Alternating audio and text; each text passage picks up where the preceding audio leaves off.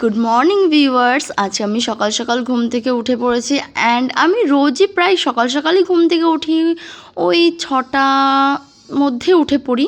আর যেদিন আমি মাঠে যাই সেদিন তো একটু আগেই উঠি, অলমোস্ট 5টা কি 5:30টার মধ্যে ঘুম থেকে আমি উঠে পড়ি। আর ব্লগটা করার জন্য ভিডিও যেই ক্লিপগুলো নিতে হয় সেগুলো তো নেওয়া হয় না, আর ব্লগ করাটা তো অভ্যাস নেই। আমার কাছে সব থেকে বেশি অকওয়ার্ড লাগে এই যে ভয়েসটা দেওয়া, এই ভয়েসটা দিতে যে আমার কি আলসেমি লাগে।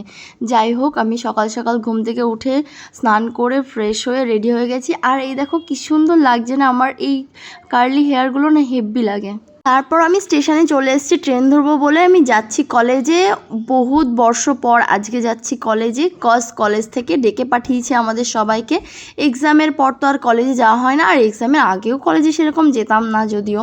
অ্যান্ড এভাবেই কলেজে না এসে কিছু না শিখে আমি 2 বছর কমপ্লিট করে ফেলেছি কলেজে।